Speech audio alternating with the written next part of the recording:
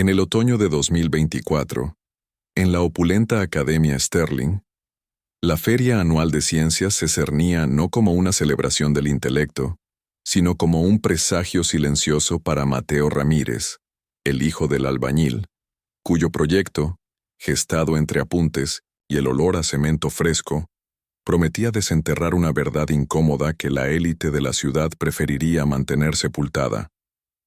Los pasillos de Sterling, revestidos de mármol importado y adornados con retratos de benefactores de apellido compuesto, resonaban con una confianza heredada, un murmullo constante de futuros asegurados y presentes sin sobresaltos, pero bajo el barniz de excelencia académica y privilegio sin esfuerzo, flotaba una tensión invisible, una corriente subterránea de jerarquías no dichas y exclusiones sutiles, especialmente palpable para aquellos que, como Mateo, habían cruzado el umbral desde el otro lado de las vías, desde el mundo del trabajo manual y los horizontes menos despejados.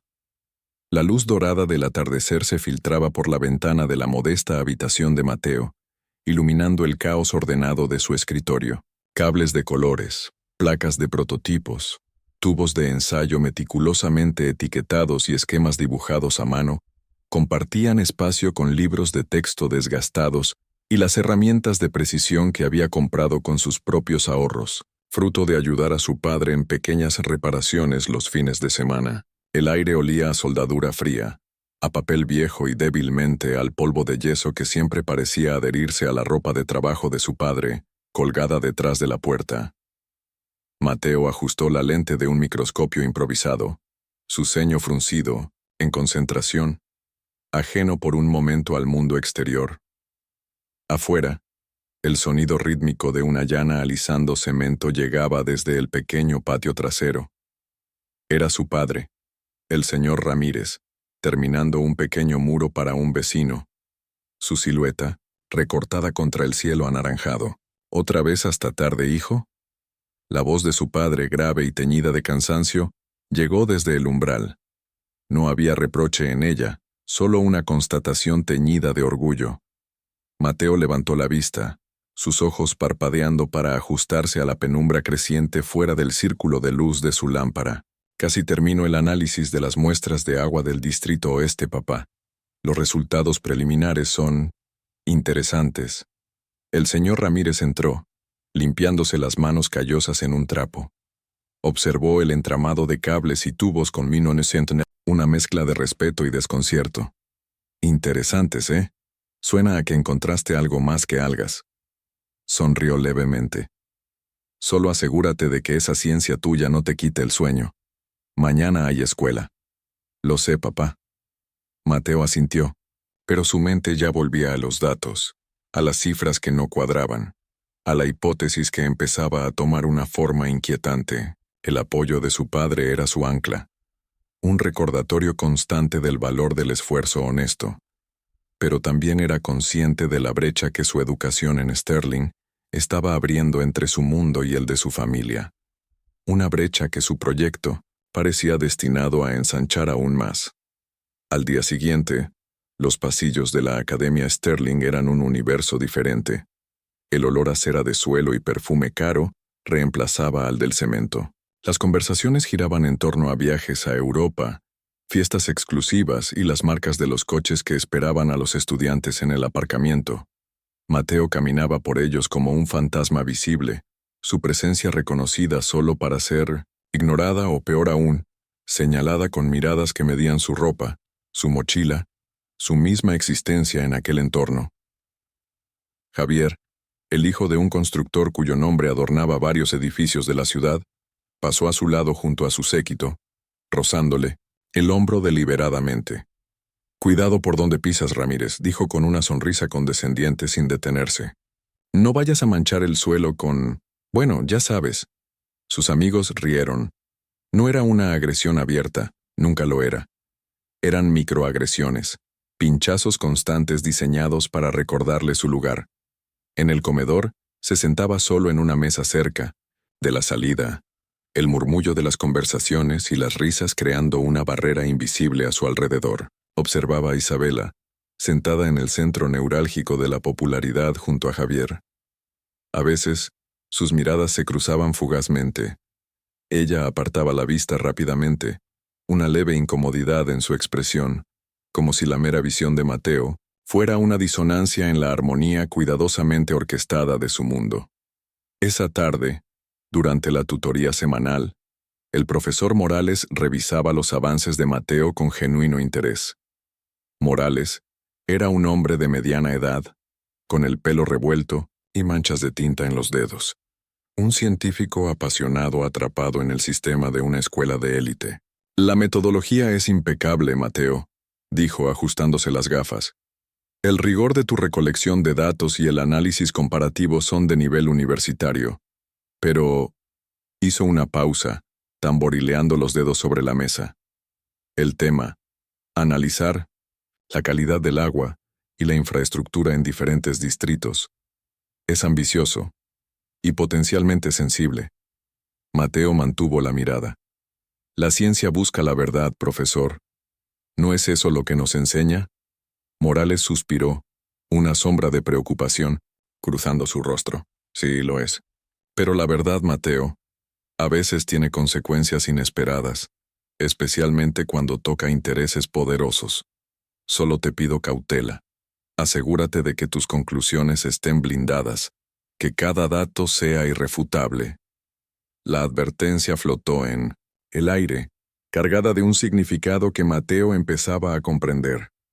Su proyecto ya no era solo un ejercicio académico, se estaba convirtiendo en algo más peligroso. Al salir del laboratorio casi choca con Isabela, que salía apresuradamente de la clase de arte. Sus carpetas se deslizaron y un cuaderno cayó al suelo, abierto en una página con bocetos a carboncillo. Mateo se agachó instintivamente para recogerlo. Sus dedos rozaron los de ella al devolvérselo. Gracias, murmuró Isabela, evitando su mirada, un leve rubor tiñendo sus mejillas. Javier y sus amigos, que esperaban a Isabela al final del pasillo, observaron la escena con expresiones que iban de la burla al desagrado. ¿Necesitas ayuda con tus libros, Isa?, preguntó Javier en voz alta, su tono cargado de sarcasmo. Parece que tienes un nuevo asistente. Isabela se irguió, recuperando su compostura. No necesito nada, Javier, vámonos. Se alejó rápidamente, uniéndose al grupo, pero por un instante, Mateo creyó ver una chispa de algo más en sus ojos. ¿Culpa? ¿Curiosidad? Era difícil saberlo.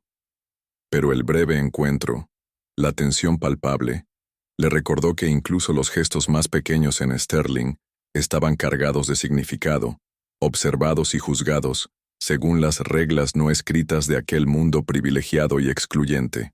Regresó a casa esa tarde con la advertencia del profesor, resonando en su mente, y la imagen de la mirada fugaz de Isabela grabada en su memoria, sintiendo cómo las piezas de su vida, el hogar, la escuela, el proyecto, comenzaban a encajar en un patrón complejo y potencialmente explosivo. El proyecto de Mateo dejó de ser una abstracción teórica para convertirse en un mapa tangible de las desigualdades de la ciudad. Bajo el título formal, Análisis comparativo de la calidad hídrica y estabilidad estructural en los distritos urbanos, se escondía una investigación meticulosa que cruzaba datos oficiales, a menudo opacos o difíciles de conseguir, con mediciones de campo realizadas por él mismo. Con la ayuda indirecta de la experiencia de su padre, quien le enseñó a leer planos y a identificar signos sutiles de deterioro estructural que otros pasarían por alto, Mateo había empezado a notar patrones. Los barrios residenciales de las colinas, donde vivían las familias de Sterling, mostraban infraestructuras impecables y lecturas de calidad de agua que excedían los estándares. En contraste, los distritos bajos, las zonas industriales abandonadas y los barrios obreros como el suyo presentaban una historia diferente. Tuberías antiguas con filtraciones recurrentes, informes de mantenimiento pospuestos indefinidamente y, lo más preocupante, niveles anómalos de ciertos contaminantes en el agua potable que rozaban, y a veces superaban, los límites permitidos. Su pequeño laboratorio casero se llenó de muestras de agua turbia, fragmentos de hormigón erosionado y mapas cubiertos de chinchetas de colores que señalaban puntos críticos. El proyecto ya no era solo sobre ciencia, era sobre justicia, sobre las grietas invisibles en la fachada pulcra de la ciudad, que solo se manifestaban en la vida de quienes no tenían voz para quejarse o poder para exigir cambios. La creciente seriedad del proyecto no pasó desapercibida. Javier y su camarilla intensificaron su campaña de hostigamiento. Ya no eran solo comentarios sarcásticos, empezaron las bromas pesadas. Un día, Mateo encontró su casillero forzado y algunos de sus apuntes desordenados, una muestra de agua crucial volcada deliberadamente. Otro día, circuló un rumor anónimo por los chats grupales de la escuela insinuando que Mateo falsificaba datos, que su ambicioso proyecto era solo una forma de llamar la atención. Eran ataques cobardes, sin confrontación directa, diseñados para minar su confianza y desacreditar su trabajo antes de que pudiera presentarlo. Incluso la administración escolar parecía incómoda. El director Thompson convocó al profesor Morales a su despacho. Aunque Morales no compartió los detalles, su nerviosismo era evidente en la siguiente tutoría. «Mateo», dijo, evitando su mirada. «El director aprecia tu iniciativa, pero quizás podrías enfocar tu presentación en los aspectos puramente científicos, en la metodología, sin necesidad de sacar conclusiones, digamos especulativas sobre las causas de las disparidades». «¿Especulativas?», replicó Mateo, sintiendo una oleada de frustración. «Son datos, profesor, cifras, patrones. No estoy especulando, estoy observando». «Lo sé, Mateo, lo sé», suspiró Morales pasándose una mano por el pelo. «Pero este es un entorno delicado. Hay sensibilidades, familias importantes. Solo te pido que seas prudente». La presión era palpable, un intento velado de censura que solo reforzó la determinación de Mateo. Las noches se hicieron más largas, impulsadas por café barato y una creciente sensación de urgencia. Empezó a investigar los registros municipales, las actas de las reuniones del consejo, los contratos de obras públicas. Fue entonces cuando descubrió la anomalía clave, un patrón recurrente de contaminación por metales pesados en el suministro de agua de varios barrios obreros. Todos, ellos situados aguas abajo de un antiguo complejo industrial, recientemente reconvertido en lofts de lujo por una promotora inmobiliaria. Una promotora cuyo principal accionista era, casualmente, el padre de Javier. El descubrimiento lo dejó sin aliento. No era solo negligencia, era potencialmente algo mucho peor. Un encubrimiento deliberado de un problema ambiental para proteger intereses económicos. La conexión era explosiva, peligrosa. Por primera vez Mateo sintió miedo. ¿Estaba preparado para enfrentarse a algo tan grande? ¿Valía la pena el riesgo? Esa noche, la duda lo asaltó con fuerza. Miró los gráficos, las cifras, las fotos de las tuberías corroídas. Pensó en las familias que bebían esa agua, en los niños que jugaban cerca de estructuras potencialmente inseguras. Pensó en su padre, en su orgullo silencioso, en los valores que le había inculcado. El señor Ramírez lo encontró despierto pasada la medianoche, la luz de la lámpara proyectando largas sombras en la habitación. «Sigues con eso», dijo suavemente, apoyándose en el marco de la puerta. «Parece que te pesa, hijo». Mateo levantó la vista, sus ojos cansados.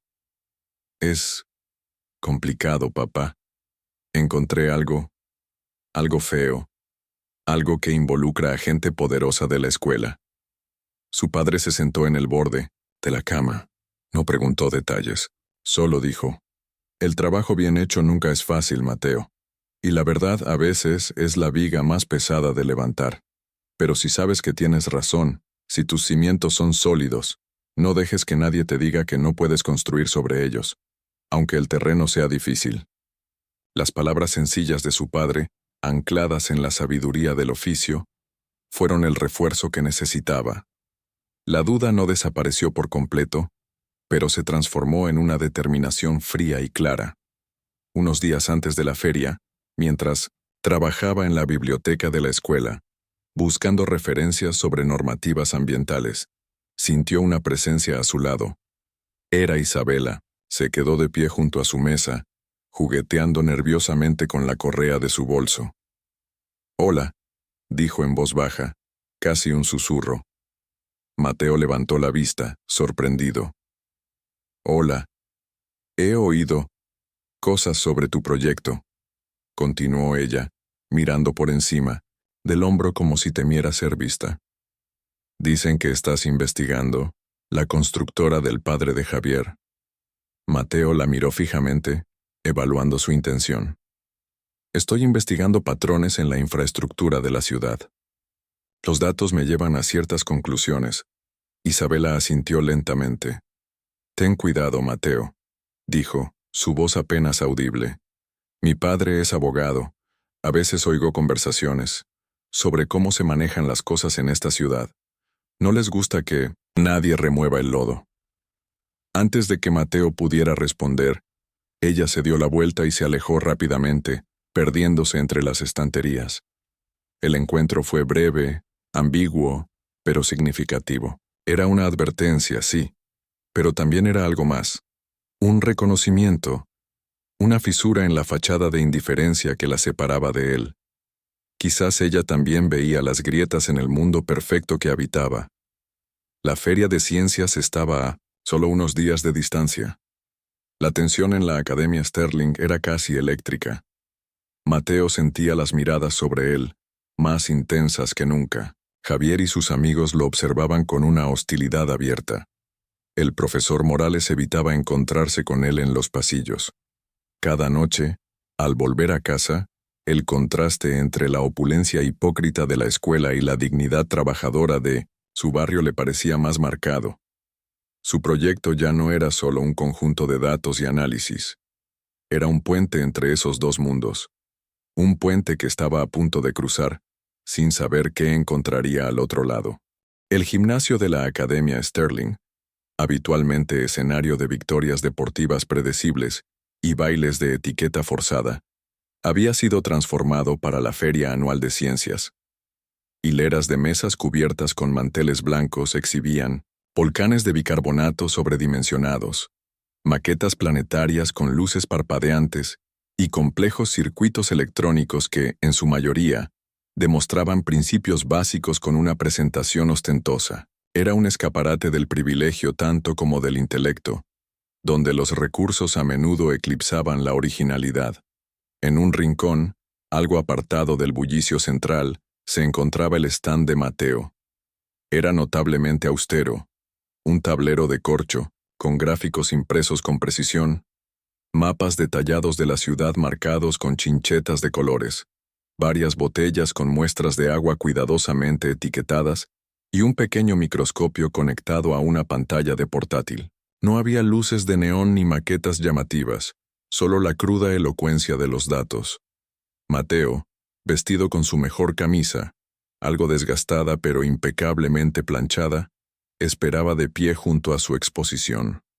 Sentía un nudo en el estómago, una mezcla de ansiedad y determinación.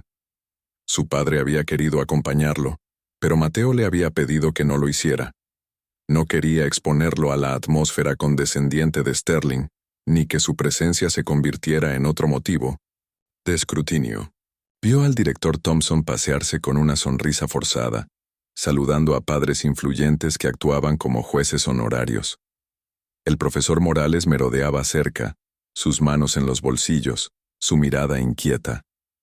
Javier y su grupo se acercaron al stand de Mateo, lanzando miradas burlonas a la sencillez de su montaje, antes de pasar de largo hacia un proyecto cercano que involucraba un brazo robótico innecesariamente complejo. Cuando llegó su turno para la evaluación, un grupo de jueces se detuvo frente a su stand.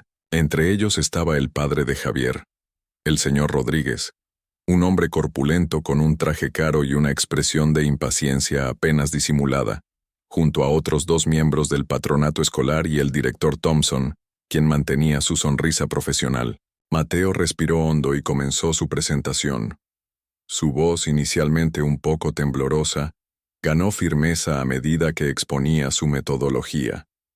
Explicó el proceso de recolección de muestras, los análisis químicos realizados, los parámetros de evaluación de la estabilidad estructural basados en normativas de ingeniería civil. Los jueces escuchaban con una mezcla de cortesía aburrida y escepticismo velado. El señor Rodríguez revisaba ostentosamente su reloj. Entonces, Mateo pasó a los resultados. Señaló los mapas, mostrando la clara división geográfica. Como pueden observar, dijo, su voz ahora clara y resonante en el murmullo del gimnasio, existe una correlación estadísticamente significativa entre el distrito socioeconómico y la calidad del agua potable, así como con la frecuencia de fallos reportados en la infraestructura básica.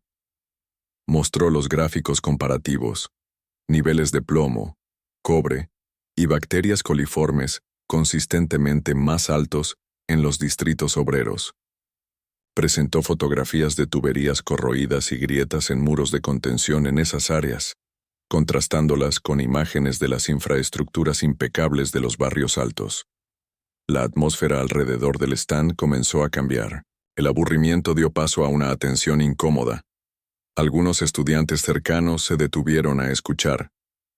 El director Thompson dejó de sonreír.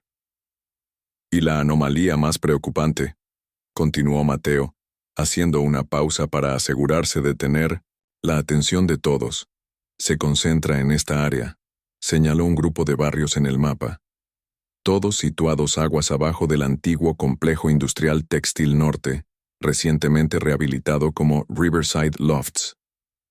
El señor Rodríguez se irguió, su expresión endureciéndose. Era de conocimiento público que su empresa, Construcciones Rodríguez, había liderado esa rehabilitación. Mis análisis, prosiguió Mateo, mostrando una nueva serie de datos, en la pantalla del portátil, revelan niveles alarmantemente altos y persistentes de cromo hexavalente y otros metales pesados en el suministro de agua de estos barrios desde que comenzaron las obras de reconversión. Niveles que coinciden con los residuos industriales históricamente asociados a la antigua textilera, y que, según los registros municipales que consulté, debían haber sido objeto de un plan de remediación ambiental antes de la recalificación del terreno.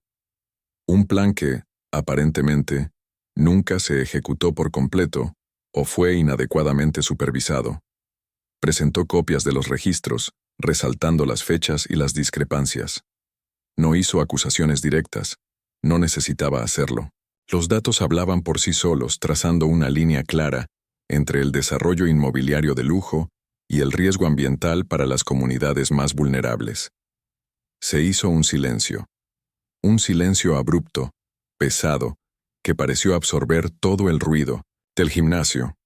Las sonrisas congeladas, las miradas incómodas se cruzaron entre los jueces y el director. El señor Rodríguez tenía el rostro congestionado, sus nudillos blancos al apretar el borde de la mesa. Javier, que se había acercado con suficiencia, ahora miraba a su padre y a Mateo con una expresión de incredulidad y furia contenida. Isabela, observando desde la distancia, se llevó una mano a la boca. El silencio se prolongó durante varios segundos que parecieron eternos. Fue Javier quien lo rompió, con una risa forzada. «Vaya teoría de la conspiración, Ramírez», exclamó intentando recuperar el control. «Seguro que tus datos son tan fiables como... bueno, como todo lo demás que viene de tu barrio». El director Thompson intervino rápidamente, intentando suavizar la situación. «Un trabajo muy... exhaustivo, Mateo», dijo con una sonrisa tensa. «Demuestra una gran dedicación. Sin embargo, sacar conclusiones tan definitivas sobre responsabilidades basándose en un proyecto escolar podría ser apresurado. Hay muchos factores a considerar». Pero antes de que pudiera continuar, el profesor Morales dio un paso al frente. Pálido, pero resuelto, se dirigió a los jueces. «Conozco el trabajo de Mateo», dijo con voz firme. «Puedo dar fe de la rigurosidad de su metodología científica y la precisión de sus análisis de laboratorio. Los datos presentados son correctos y verificables. No respaldó la implicación final, pero su defensa de la validez científica del trabajo de Mateo fue suficiente. Fue un acto de valentía silenciosa que colgó en el aire, desafiando la narrativa de desestimación que intentaban imponer. Los jueces intercambiaron miradas tensas. El señor Rodríguez fulminó a Mateo con la mirada.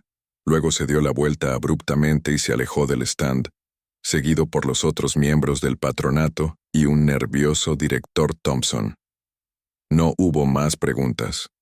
No hubo evaluación formal, solo un vacío incómodo donde debería haber habido reconocimiento o refutación. Mateo se quedó allí, de pie junto a su proyecto, el corazón latiéndole con fuerza. No había ganado ningún premio. No había recibido aplausos. Pero había hablado. Había presentado la verdad tal como la había encontrado. Y en el silencio aturdido que dejó tras de sí, sintió el peso y el poder de su voz. Una voz que, por un momento, había silenciado el ruido complaciente de la Academia Sterling. La feria de ciencias terminó sin fanfarrias ni ceremonias de clausura apresuradas. Los premios se anunciaron discretamente al día siguiente mediante una circular interna. Mateo recibió una mención honorífica por rigurosidad metodológica, un premio menor, casi un formalismo diseñado para acallar cualquier posible reclamación sin darle una plataforma real. El primer premio fue para el brazo robótico de Javier, una decisión predecible que reafirmaba el statu quo, pero el proyecto de Mateo, a pesar de no obtener el máximo galardón, se convirtió en el epicentro de murmullos y conversaciones soterradas que recorrían los pasillos de Sterling como una corriente eléctrica subterránea. Algunos estudiantes, especialmente aquellos fuera del círculo elitista inmediato, comentaban con asombro la audacia de Mateo y la incomodidad palpable de los adultos. Los profesores intercambiaban miradas significativas. La fachada de armonía de la academia había sufrido una fisura visible. Unos días después, un pequeño periódico local, conocido por su línea editorial independiente y a menudo crítica, con el poder establecido, publicó un breve artículo en su sección de comunidad. Sin mencionar nombres específicos de empresas o familias, describía cómo un estudiante de secundaria con recursos limitados había presentado un preocupante estudio sobre disparidades ambientales y de infraestructura en la Feria de Ciencias de la prestigiosa Academia Sterling, generando cierta controversia. El artículo era vago, carente de detalles incriminatorios, pero era una pequeña onda expansiva del silencio que Mateo había provocado.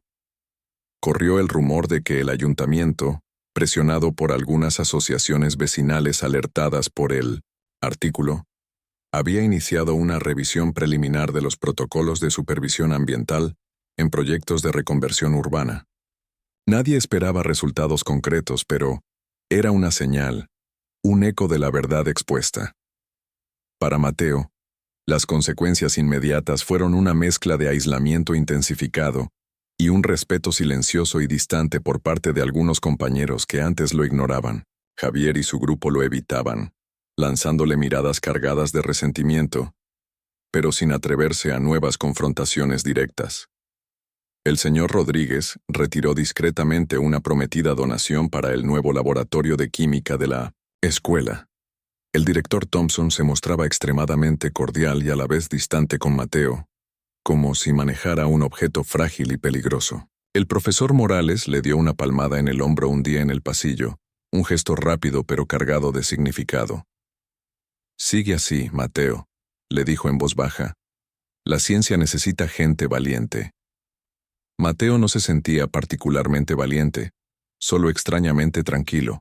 No había derribado ningún muro, no había cambiado el sistema, pero había defendido su trabajo, había dicho su verdad. Había una sensación de integridad que lo anclaba, más sólida que cualquier premio o reconocimiento. La carga que sentía se había aligerado, reemplazada por el peso satisfactorio del deber cumplido. Esa tarde de sábado, ayudaba a su padre en una pequeña obra en las afueras de la ciudad. Estaban reparando el tejado de una vieja casa de campo. Desde la altura del andamio improvisado, se divisaba el perfil de la ciudad. Las torres de oficinas y los edificios lujosos brillando al sol poniente por un lado, y por el otro, los tejados, más humildes, y las chimeneas inactivas de los barrios trabajadores, extendiéndose hacia la bruma industrial. El señor Ramírez colocó una teja, asegurándose de que encajara perfectamente. «Buen trabajo hoy, hijo», dijo, limpiándose el sudor de la frente con el dorso de la mano. «Aprendí del mejor», respondió Mateo sonriendo.